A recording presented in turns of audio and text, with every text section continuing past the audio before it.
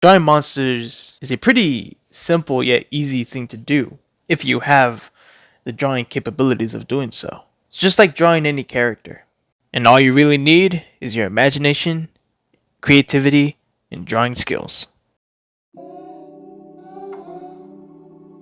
What you are looking at right now are some of the many monsters that I have created, all in which I will soon showcase in comics, and hopefully being able to see them all move in animated form. Most of my creations were created using references from the real world, and in other times using references from pre-existing monsters, using their characteristics or their appearances to create my own monsters.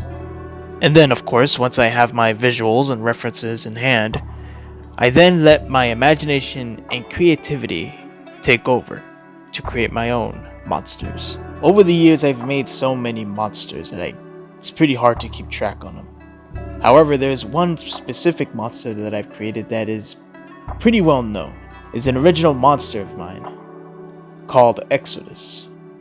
How I created this monster was using the basis of a Final Wars Godzilla and just adding spikes and armor, changing the colors here and there, giving it an origin, giving it a whole different meaning of the monster, and lo and behold, Exodus was born.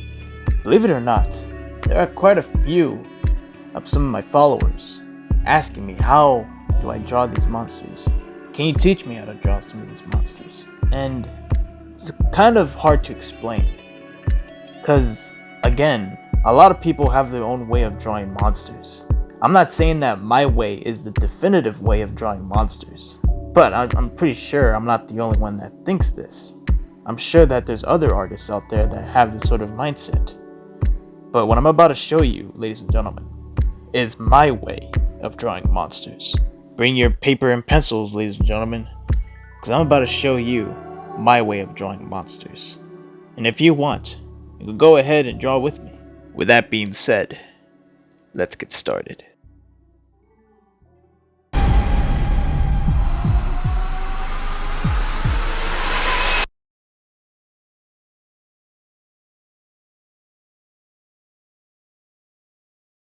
So for this instance, I'm going to show you guys how some people would use pre-existing monster designs as references. So for this example, we're going to use Alien Bolton and Godzilla. Just so happen to have these, so we're just going to use them. So in this example, we're going to be doing a sort of alien space monster type of thing.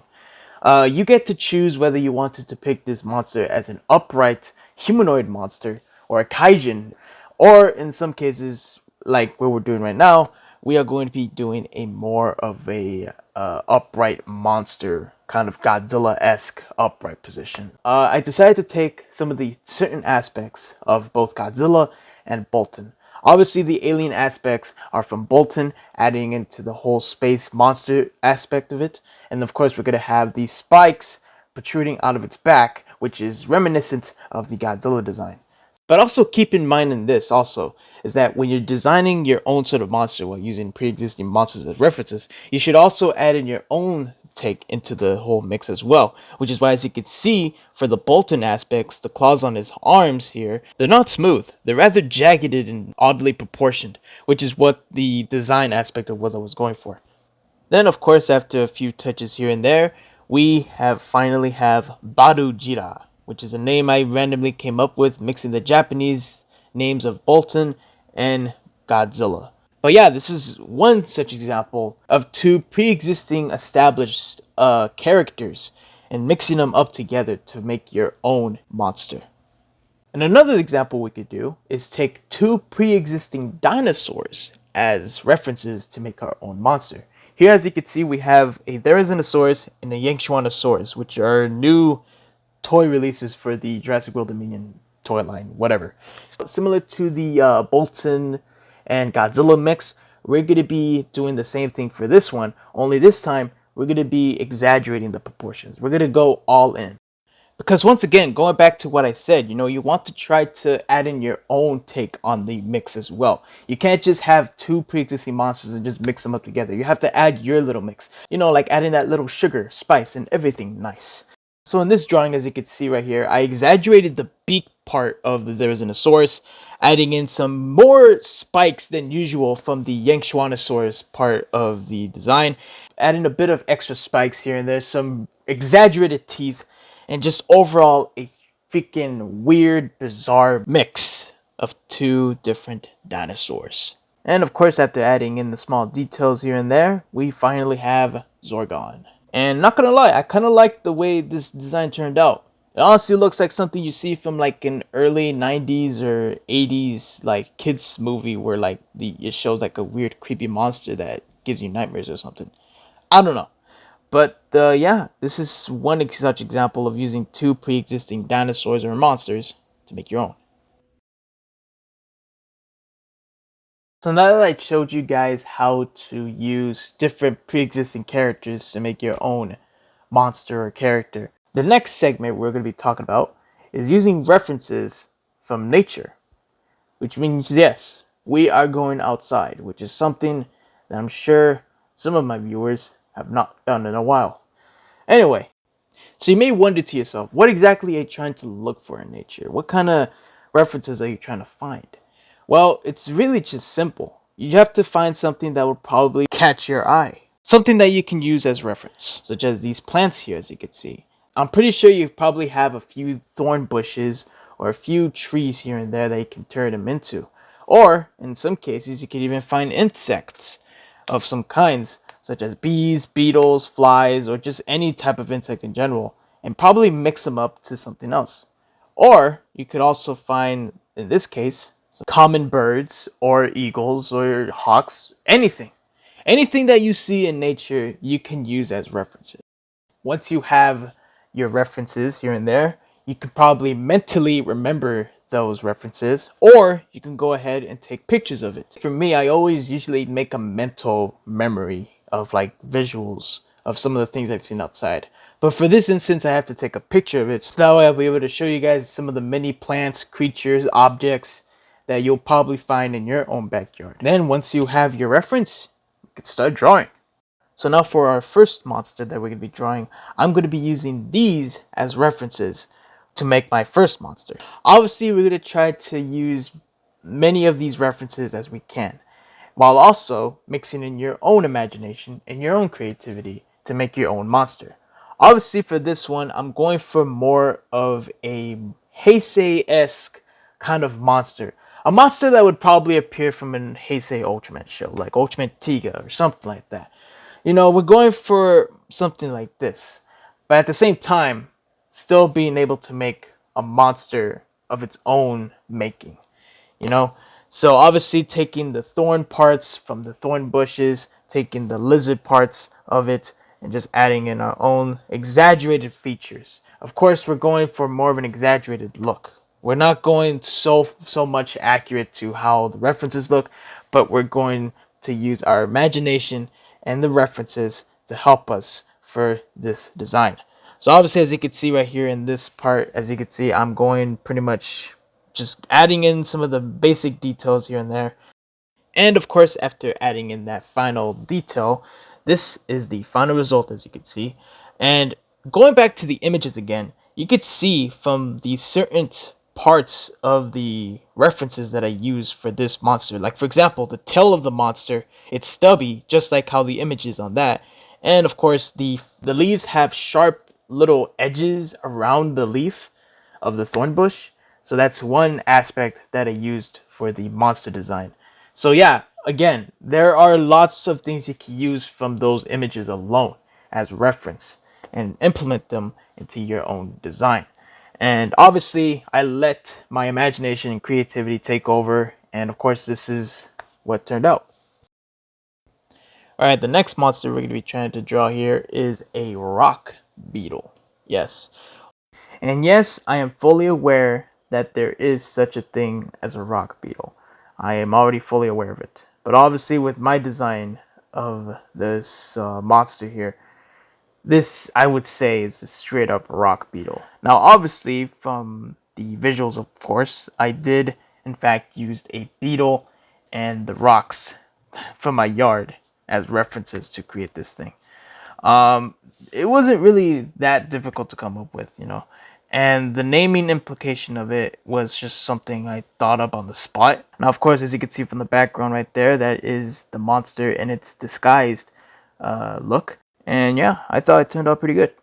Alright, so on our final example for this segment, we are going to be mixing these images, these references for this creature here. So for this design of the creature, I was going for more of a medieval fantasy-esque kind of creature. Instead of it being like a straight up like phoenix, like with flames and this and that, I thought like, why not make one that's like plant based, like a plant based phoenix creature.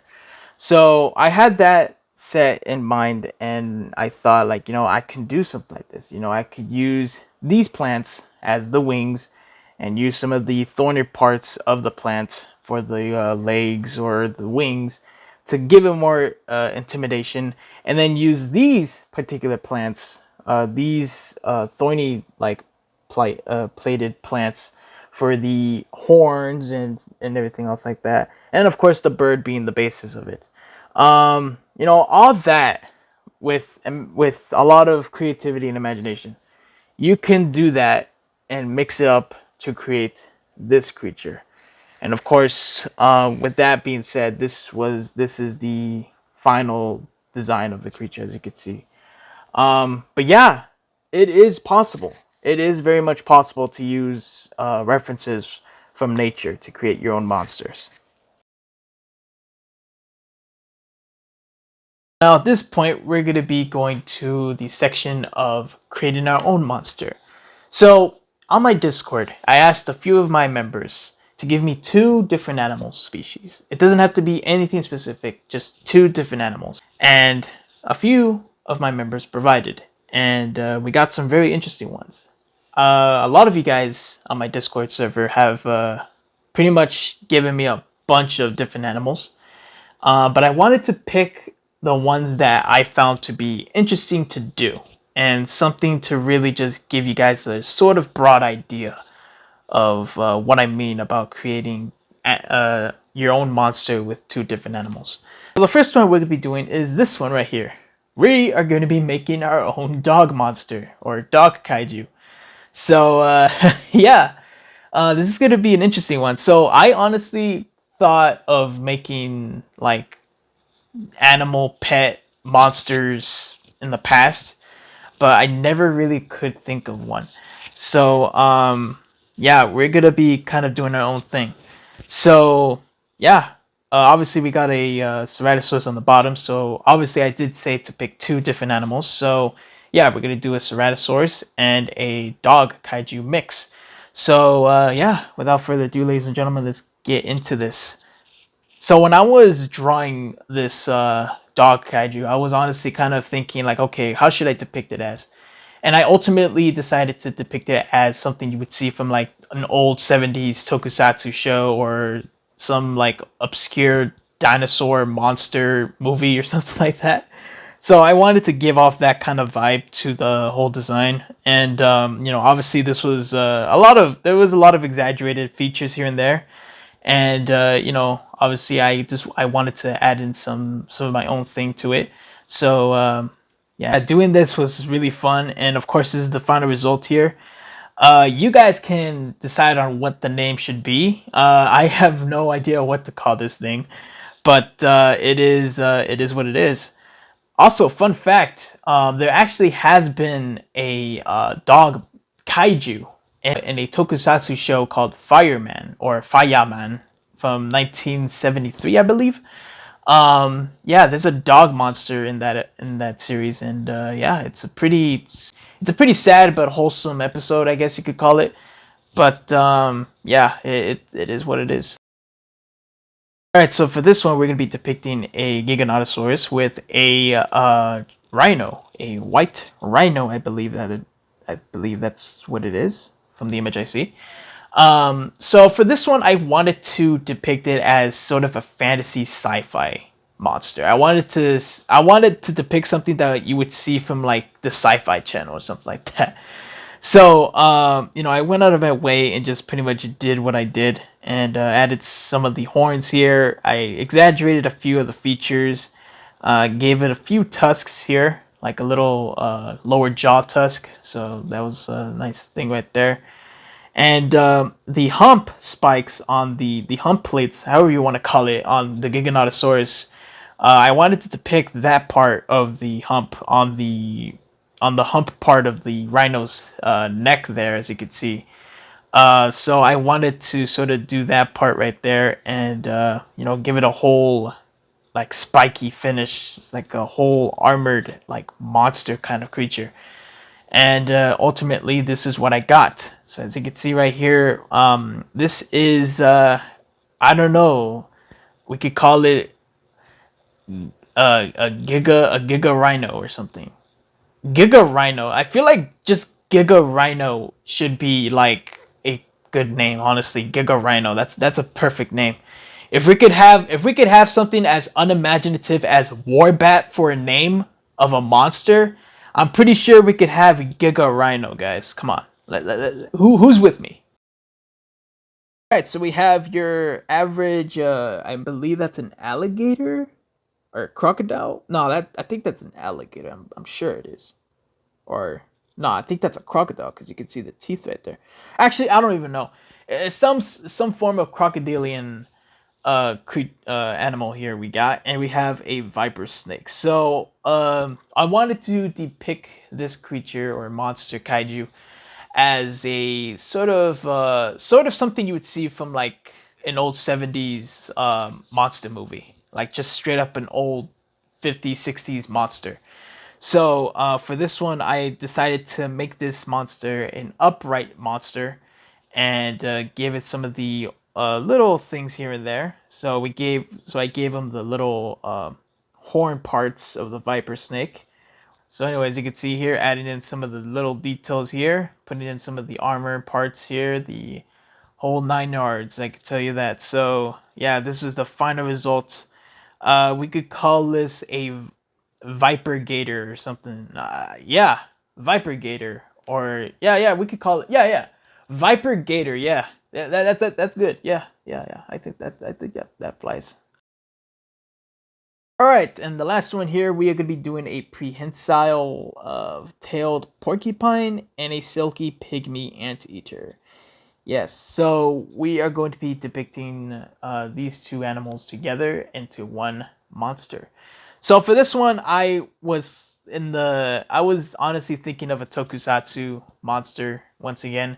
Going into this, so I added in some of the little spikes here from the porcupine's quills all over the neck parts, and I wanted to leave some of the other parts opened, like sort of giving it the pygmy fur parts of it, if you get what I'm saying.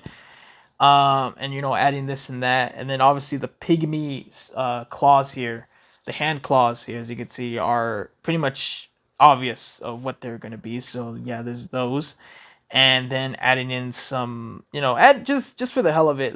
We're gonna be adding some toe claws here, some very sharp toe claws. So yeah, there's that. Adding in some of the quills here and there, and there we go. We have no idea what to call this. I'll let you guys decide what to call this. I'm kind of like blanking on a name right now. It is probably going to be, yeah, I can't think of a name, so we're just gonna go leave it with that. I'll let you guys decide in the comments.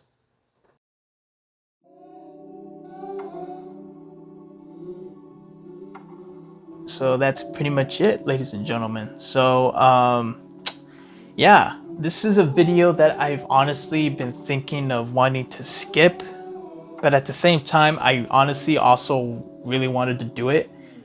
It was a huge. It was honestly a mixed bag for me. Like I didn't know whether to make this video or not. I'm honestly glad I did though. Like, cause at the same time, this is something that a lot of people that follow me on my Instagram or my YouTube channel, they always ask me like, how to make your monsters. Teach me how to draw monsters and this and that. And at the same time, I hope that this could be a good blueprint on how some of you guys out there who are like asking those questions, or wondering yourself, like, how do I make my own monster, this is it. I mean, I'm not going, I mean, obviously a lot of people have their own sort of way of making their own monsters, but this is at least my way of making my own monsters. It's a huge mixed bag. I use reference from nature. In some cases, I end up using, references from existing monsters. So it's really just a huge mixed bag. Oh, and I forgot to mention, using different animals or different dinosaurs or other mammals or reptiles out there. I use different ways of creating monsters, and of course, not everyone's gonna accept my way of doing it. But hey, that's sort of my way of doing it. I mean, whether you accept that or not, it's fine. But at the same time, I just wanted to showcase like how I draw my monsters, or how I get references or such for my monsters to draw. So yeah, overall, this is a video I wanted to do, and I really just hope you guys enjoy it. If you guys really like this video and you guys want to see more stuff like similar to this, let me know in the comments. And yeah, without further ado, ladies and gentlemen, that's gonna be it. I'll see you guys in the next video whenever I upload something. And yeah, with that being said, ladies and gentlemen, leave a like, comment, and subscribe for more videos like this. See you guys in the next one. 4, 3, and sayonara. 2, 1.